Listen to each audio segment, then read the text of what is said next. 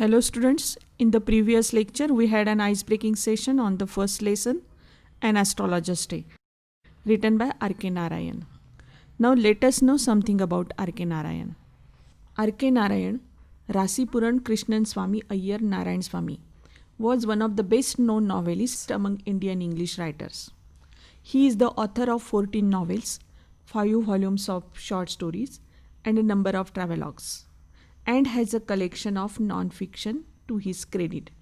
He also wrote his memoir My Days 1975.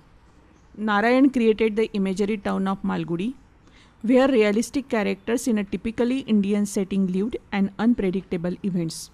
His stories are grounded in compassionate humanism and celebrated the humor and energy of ordinary life. His stories are characterized by a simple style and subtle humor. R.K. Narayan हे भारतीय इंग्रजी लेखकांपैकी एक प्रख्यात कादंबरीकार होते. त्यांनी 14 novels, लघुकथांचे 5 volumes, प्रवासवर्णन आणि नॉन फिक्शन म्हणजे काल्पनिक कथा लिहिलेल्या आहेत.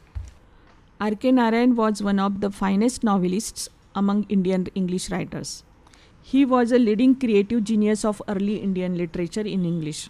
His first 2 novels, Swami and His Friends and The Bachelor of Arts, are both set in the fictional town of Malgudi.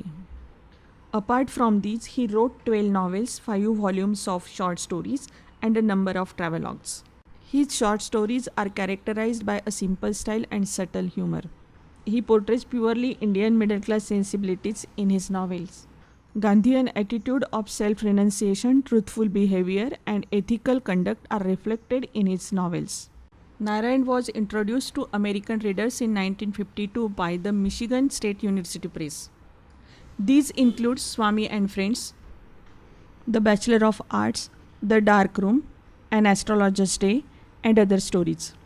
Mr. Sampath, The Financial Experts, Waiting for the Mahatma, The Guide, and many other books. He was awarded the Sahitya Akademi Award for his novel The Guide in 1961. Based on this novel, the film Guide was made in 1965. It was an Indian romantic drama film starring Dev Anand and Wahida Rehman.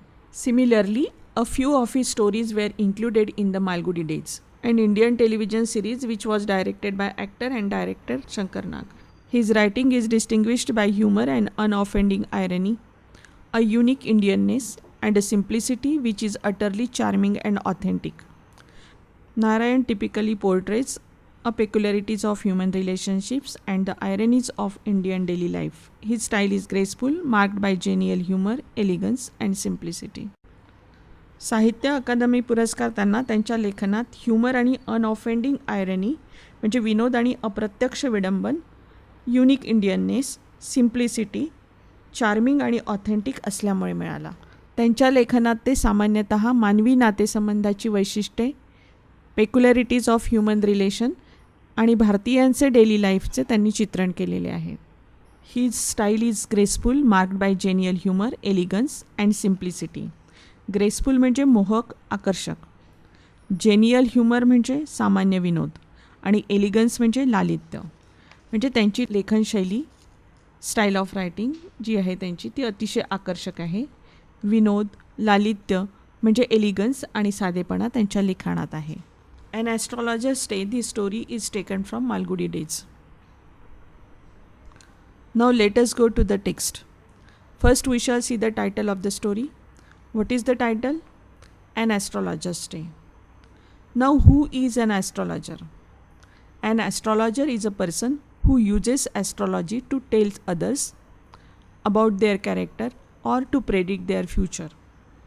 Astrology म्हणजे ज्योतिष्यशास्त्र आणि astrologer म्हणजे ज्योतिषी, जो आपल्या चारित्र्याबद्दल व आपल्या भविष्याबद्दल सांगतो अशा व्यक्तीला आपण ॲस्ट्रॉलॉजर म्हणतो. ज्योतिषी शास्त्रामध्ये आकाशातील ग्रहांचा आणि ताऱ्यांचा मानवी जीवनावर काय प्रभाव पडतो याचा अभ्यास केला जातो. There is a difference between astrology and palmistry. Palmistry म्हणजे हस्तरेषाशास्त्र. पामिस्ट म्हणजे हस्तरेषा तज्ज्ञ. पाम म्हणजे तळहात. Palmist tells you about your future by examining the lines on your hands.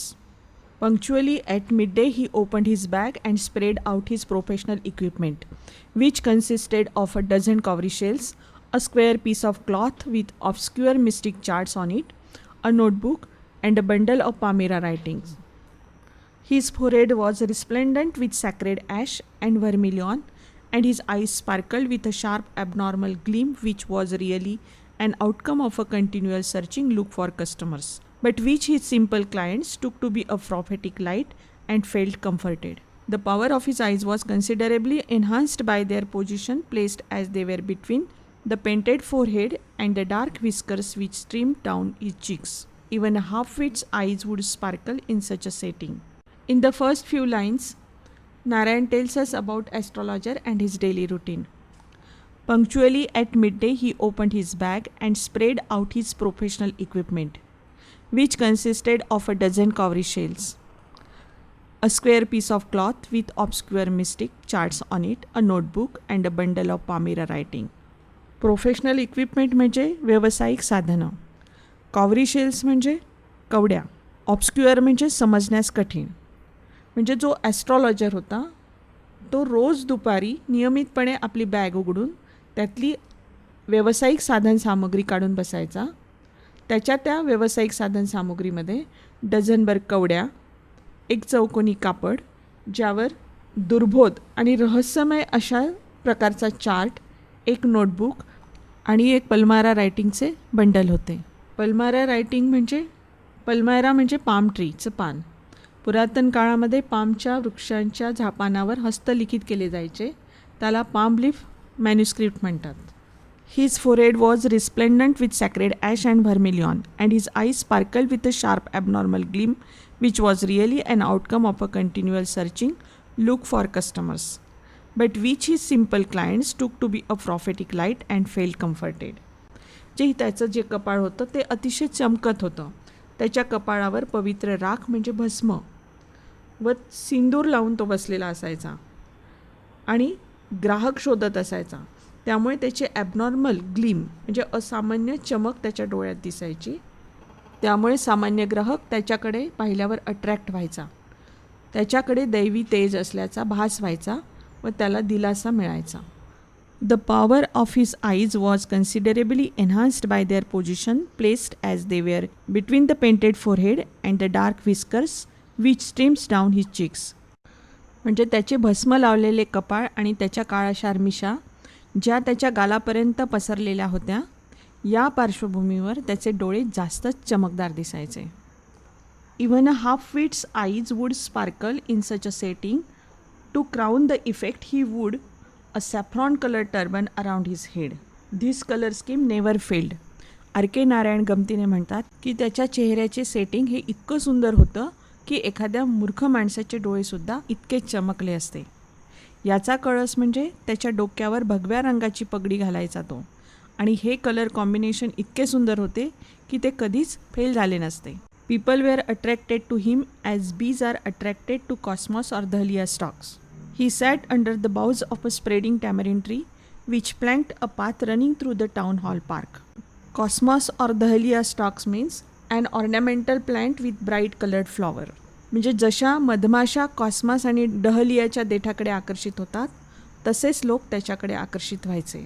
Town हॉलकडे जाणाऱ्या रस्त्याच्या बाजूला जे चिंचेचं झाड होतं त्या झाडाखाली तो बसायचा. It was a remarkable place in many ways. सर्वार्थाने ही जागा अत्यंत सुंदर अशी होती. उर्वरित लेसन पुढच्या भागात पाहूया. थँक्यू.